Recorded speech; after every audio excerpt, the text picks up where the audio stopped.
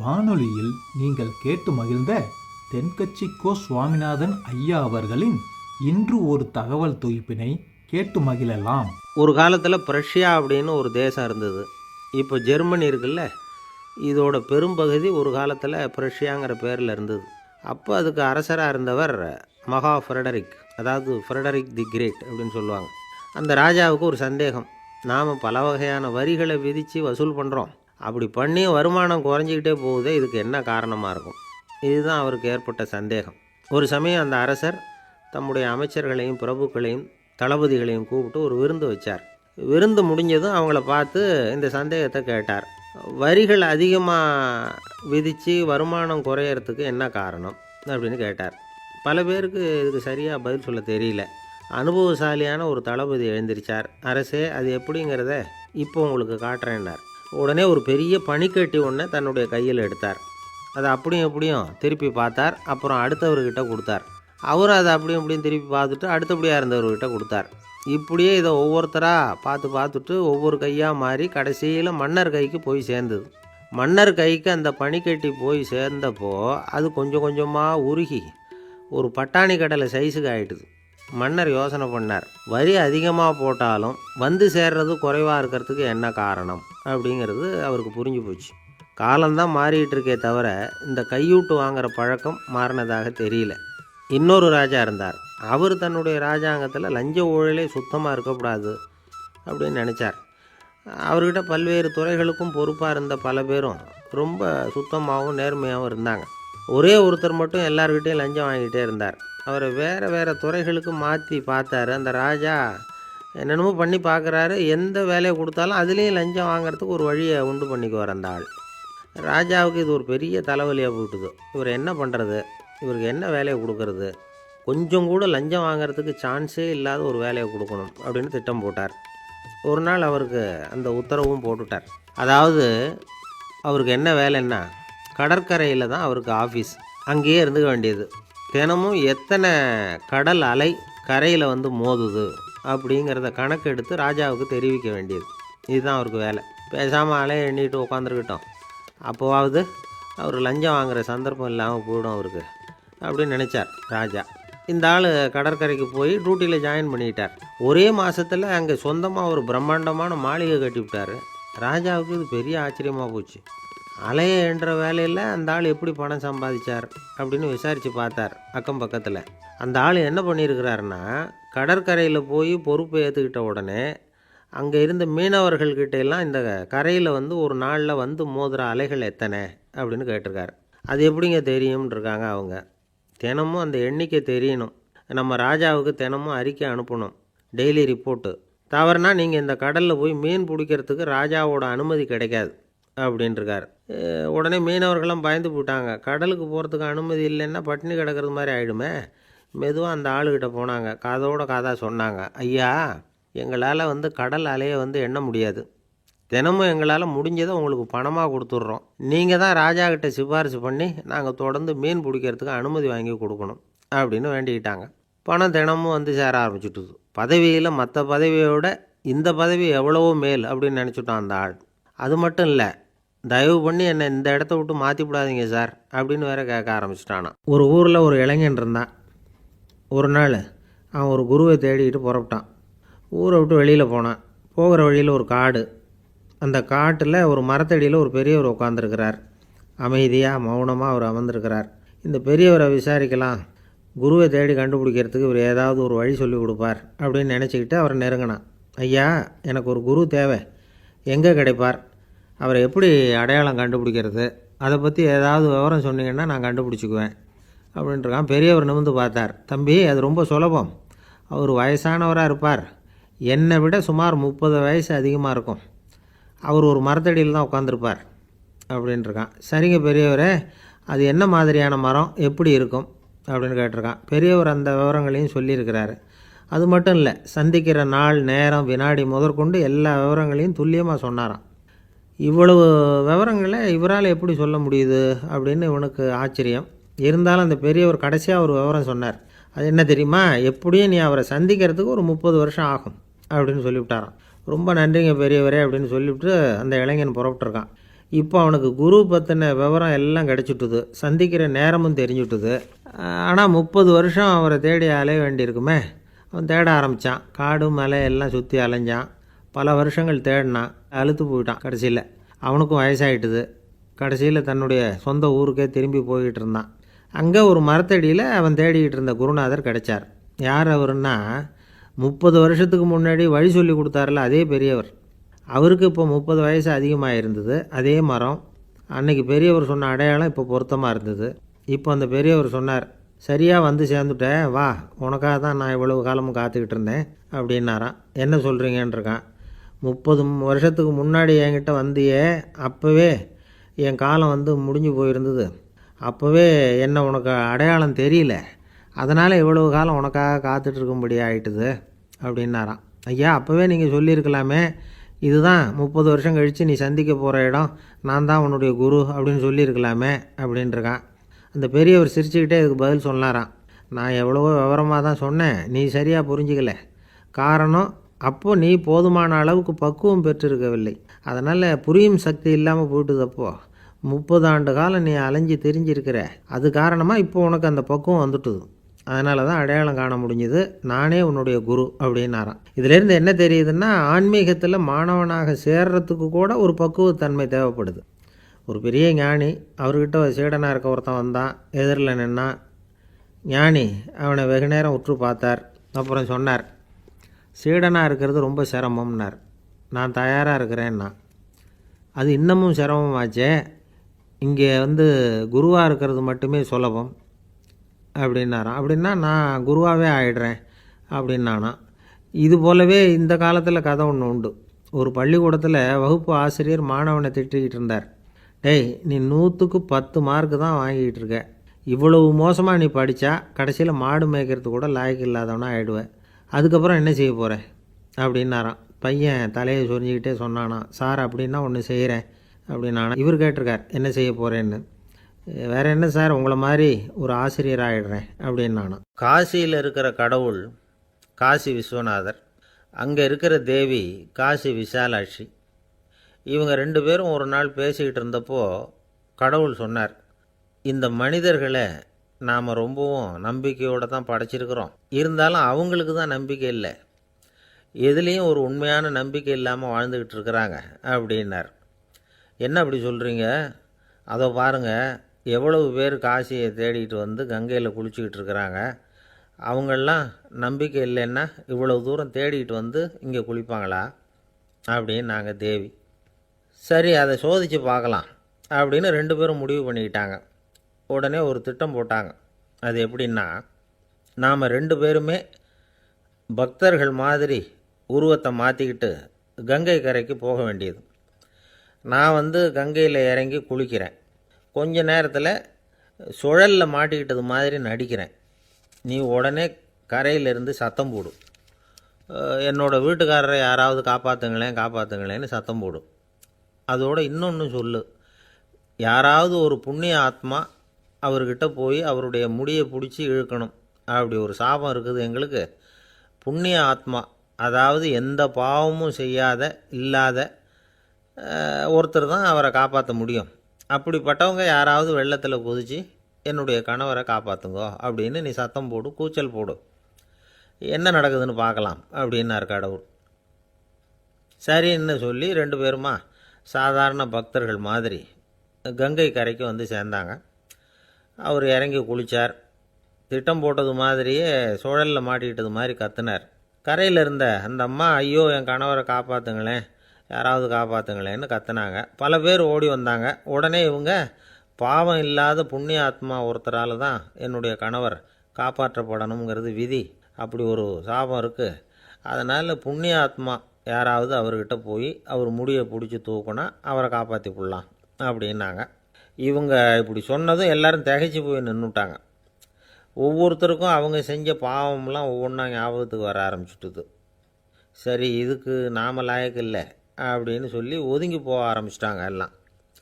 இந்த சமயத்தில் யாரோ ஒருத்தர் வேகமாக ஓடி வந்தார். ஆற்றுல குதித்தார். அவர்கிட்ட போனார், முடியை பிடிச்சார், தூக்குனார், அவரை காப்பாற்றி கரைக்கு கொண்டுட்டு வந்துட்டார். அப்படி காப்பாற்றின அந்த ஆளை இவங்க 2 பேரும் தனியாக கூப்பிட்டுக்கிட்டு ஒரு மண்டபத்துக்கு வந்துட்டாங்க. வந்து விசாரிக்கிறாங்க. நீ யாரப்பா அப்படின்னு கேட்குறாங்க. ஏதும் தெரியாத மாதிரி. நான் இந்த ஊர் அன்ன சத்திரத்தில் வேலை செய்கிற ஒரு சமையல்காரன் அப்படிங்கிறார். நீ வந்து கங்கையில் குளிக்கிறது உண்டான்னு கேட்டிருக்காங்க. நான் இந்த ஊர்லேயே தான் இருக்கிறேன், இருந்தாலும் தினமும் கங்கையில் குளிக்கிறது இல்லை, எப்போவாவது ஒரு நாள் அங்கே குளிப்பேன் அப்படின்னார். கங்கையில் மூழ்கி எழுந்திரிச்சா பாவம்லாம் தொலையும்னு சொல்கிறாங்க. அப்படி இருக்கிறப்போ அங்கே இன்றைக்கி கங்கையில் குளிச்சுக்கிட்டு இருக்கிறவங்கெல்லாம் தங்களை வந்து புண்ணிய ஆத்மாவா நினைக்கல. கங்கையில் குளிக்காத நீ உன்னை வந்து புண்ணிய ஆத்மாவா நினச்சி என்னை காப்பாற்ற வந்திருக்கிற, அது எப்படி அப்படின்னு கேட்டார். அதுக்கு அந்த ஆள் சொல்கிறான், கங்கையில் குதித்ததுக்கு அப்புறம் தானே உங்களை காப்பாற்ற போகிறோம். அப்படி குதிக்கும் பொழுது என்னுடைய பாவம்லாம் போயிருக்கும்ல, நான் புண்ணிய ஆத்மாவாக ஆயிருப்பேனே, அதனால தான் துணிஞ்சு வந்து உங்களை காப்பாற்றினேன் அப்படின்னா. கடவுளும் தேவியும் அவனுக்கு வந்து காட்சி கொடுத்தாங்களாம். இப்படி ஒரு கதை உண்டு. அதாவது கங்கையில் குளிச்சுக்கிட்டு இருக்கிறவங்களுக்கே தங்களுடைய பாவம் போகுங்கிற நம்பிக்கை பரிபூர்ணமாக இல்லை, குளிக்காத ஒருத்தனுக்கு அந்த நம்பிக்கை இருந்தது. அதனால் அவனால் கடவுளை பார்க்க முடிஞ்சுது. கடவுளை வந்து நாமளும் பார்க்க முடியுமா முடியாதா அப்படிங்கிற குழப்பம்லாம் நமக்கு வேண்டியதில்லை. நம்பிக்கையோடு வாழணுங்கிற உண்மையை மட்டும் இந்த கதையிலேருந்து புரிஞ்சுக்கிட்டால் போதும். ஏன்னா இந்த கதையை கேட்டுட்டு ஒரு நண்பன் குதர்க்கமாக ஒரு கேள்வி கேட்டான். ஏன் சார், கங்கையில் குளித்தா பாவம் போயிடும்னு சொல்கிறீங்களே, நான் எனக்கு வேண்டாத ஒருத்தனை அழைச்சிட்டு போய் கங்கையிலேயே தள்ளி விட்டுட்டு அதுக்கப்புறம் அங்கேயே முழுக்க போட்டுட்டு நான் செஞ்ச பாவத்தை வந்து அதுலேயே கழுவி விட்டுட்டு மறுபடியும் உங்ககிட்ட வந்துடுறேன்னு வச்சுக்கோங்க, நீங்கள் என்னை வந்து புண்ணிய ஆத்மான்னு ஏற்றுக்குவீங்களா அப்படிங்கிறான். ஆள் கொஞ்சம் ஆசைந்தான், நம்மளே அங்கே அழைச்சிட்டு போனாலும் போயிடுவான். ஜவஹர்லால் நேரு பிரதமராக இருந்த சமயம் அவர் ஒரு தடவை சென்னைக்கு வந்திருக்கிறார். இங்கே சில முக்கிய நிகழ்ச்சிகளில் கலந்துக்கிறதுக்காக வந்திருந்தார். ஆளுநர் மாளிகையில் ஒரு நாள் ராத்திரி தங்கி மறுநாள் புதுடெல்லி புறப்படுறதாக ஏற்பாடு. நிகழ்ச்சியிலெல்லாம் முடிச்சுக்கிட்டு ஆளுநர் மாளிகையில் தங்கியிருக்கிறார். அன்றைக்கு இரவு படிக்கிறதுக்கு ஒரு முக்கியமான புத்தகம் அவருக்கு தேவைப்பட்டது. அந்த சமயத்தில் உலக அளவில் ஒரு முக்கியமான பொருளாதாரம் சம்பந்தமான ஒரு புத்தகம் வெளியாகி இருக்கிற விஷயம் அவருக்கு தெரியும். அந்த புத்தகம் மெட்ராஸுக்கு வந்திருக்குமா, அது இங்கே கிடைக்குமா அப்படின்னு விசாரிச்சிருக்கிறார் நேருஜி. அவர் இப்படி கேட்ட உடனே அங்கே இருந்தவங்கெல்லாம் ரொம்ப பரபரப்பாக செயல்பட ஆரம்பிச்சுட்டாங்க. முக்கியமான இடங்கள்ல எல்லாம் விசாரிச்சிருக்கிறாங்க அந்த புத்தகம் உங்கள்கிட்ட இருக்கான்னு. சென்னையில் உள்ள கன்னிமாரா நூல் நிலையத்துக்கு எப்படியும் அந்த புத்தகம் வந்திருக்கணும் அப்படின்னு ஒரு நம்பிக்கை. அங்கே விசாரித்தாங்க. அந்த புத்தகம் 2 நாளைக்கு முன்னாடி தான் அங்கே வந்திருக்குது அப்படிங்கிற விஷயம் தெரிஞ்சுது. உடனே எல்லோரும் அங்கே ஓடினாங்க. அவங்களுக்கு இன்னொரு சந்தேகம், புத்தகம் வந்திருக்கு சரி, அது இந்த சமயத்தில் வேறு யாரும் படிக்கிறதுக்கு எடுத்துகிட்டு போயிருக்கக்கூடாதே அப்படிங்கிற சந்தேகம் இருந்தாலும் மனசுக்குள்ளே ஒரு தைரியம். இப்படி ஒரு புத்தகம் வெளிவந்திருக்கிற விஷயமே நேருஜி சொல்லி தான் நமக்கே தெரியும். அதுவும் இல்லாமல் உலக பொருளாதாரம் சம்பந்தமான ஏதோ ஒரு புத்தகம் அது, அதை போய் இந்த நேரத்தில் அவ்வளவு ஆர்வமாக யார் எடுத்துகிட்டு போயிட போகிறாங்க அப்படிங்கிற தைரியம். இந்த தைரியத்தோடு அந்த நூல் நிலையத்துக்கு ஓடினாங்க. புத்தகத்தை தேடினா அது கிடைக்கல, யாரோ எடுத்துகிட்டு போயிருக்கிறாங்க. நேருவுக்கு மட்டுமே தெரிஞ்சிருந்த அந்த புத்தகம் பற்றின விஷயம் சென்னையில் வேற ஒருத்தருக்கும் தெரிஞ்சிருக்குது. உடனே எல்லோரும் பரபரப்பாக அந்த அதுக்குன்னு இருக்கிற ரிஜிஸ்டர் இருக்குல்ல, பதிவேடு, அதை புரட்டி பார்க்குறாங்க யார் எடுத்துகிட்டு போகிறாங்கன்னு தெரிஞ்சுக்கிறதுக்காக. எடுத்துகிட்டு போனவங்க அதில் கையெழுத்து போட்டிருப்பாங்கல்ல, அதை பார்த்து யாருன்னு தெரிஞ்சுக்கலாம் அப்படிங்கிறதுக்காக தான் அதை புரட்டுறாங்க. அதோ அந்த புத்தகத்தோட பேர் பக்கத்தில் அதை எடுத்துக்கிட்டு போனவங்க கையெழுத்து உத்து பார்க்குறாங்க எல்லாரும்.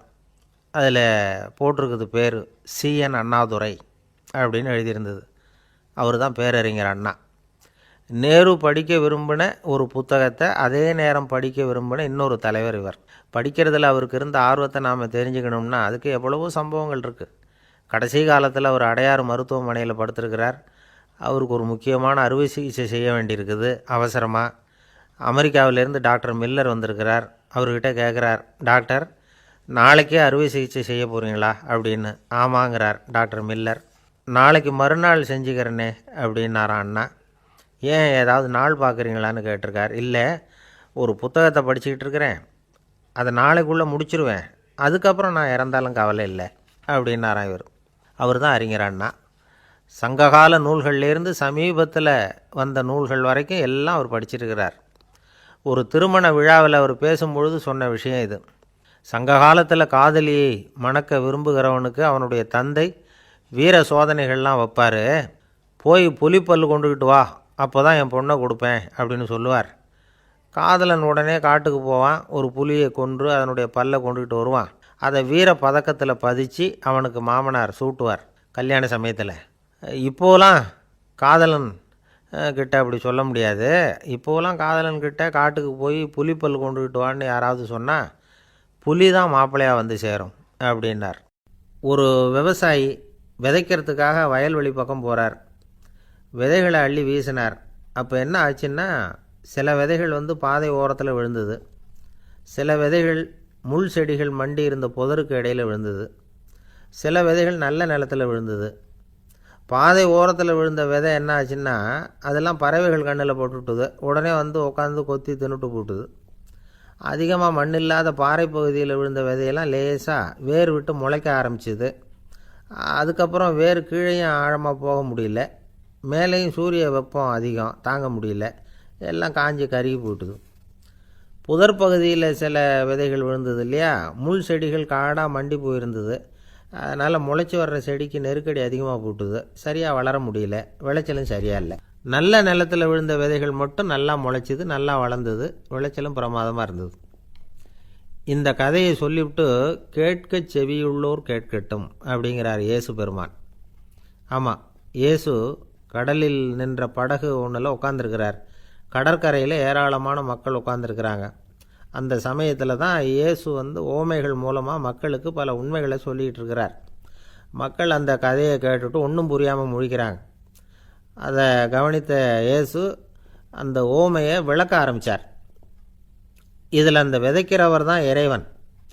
அவருடைய வார்த்தைகளை விதைக்கிறார். அந்த வார்த்தைகளை கேட்கிற மக்கள் அந்த விழுந்த விதைகள் மாதிரி 4 வகையானவர்கள். சில பேர் பாதை ஓரத்தில் விழுந்த விதைகள் மாதிரி இறைவன் வார்த்தைகளை அவங்க கேட்குறாங்க. ஆனால் தீய எண்ணங்கள் செய்கைகள் மூலமாக விதைக்கப்பட்ட வார்த்தைகள் அழிஞ்சு போடுது. இறைவன் வார்த்தைகளை கேட்ட உடனே மகிழ்ந்து போய் உடனே சில பேர் அதை ஏற்றுக்கிறாங்க. இவங்கெல்லாம் அந்த பாறை பகுதியில் விழுந்த விதைகள் மாதிரி. அதனால் இவங்கெல்லாம் வேறு இல்லாதவங்க, கொஞ்ச காலத்துக்கு இறை வார்த்தைகளுக்கு கீழ்ப்படிந்து நடப்பாங்க. அதனால் ஏதாவது இடைஞ்சல் ஏற்பட்டால் உடனே தடுமாறுவாங்க. தங்கள்கிட்ட இருக்கிற நல்ல பண்புகளை விட்டுட்டு பாவ வழிகளுக்கு போயிடுவாங்க.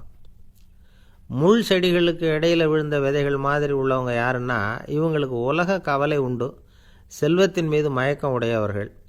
உலக ஆசைகள் இவங்களுக்குள்ளே பூந்துடுறதுனால அங்கே இருக்கிற நல்ல பண்புகள் வந்து மறைஞ்சு போயிடுது. அதனால் அவங்களும் உபயோகம் இல்லாதவங்களாக ஆயிடுறாங்க. நல்ல மனிதர்கள் நல்ல நிலத்தில் விழுந்த விதைகளுக்கு ஒப்பானவர்கள். இவங்க வந்து இறை வார்த்தையை கேட்குறாங்க, அதை ஏற்றுக்கிறாங்க, அவங்களும் நல்லபடியாக வாழுறாங்க, அடுத்தவங்களுக்கும் உபயோகமாக இருப்பாங்க. இதுதான் இயேசு சொன்ன விளக்கம். நல்ல வார்த்தைகளை கேளுங்கள், நல்ல வார்த்தைகளை ஏற்றுக்கொள்ளுங்கள், அடுத்தவங்களுக்கு உபயோகமாக இருங்க. இதுதான் பெரியவங்கள்லாம் நமக்கு சொல்லுகிற உபதேசம்.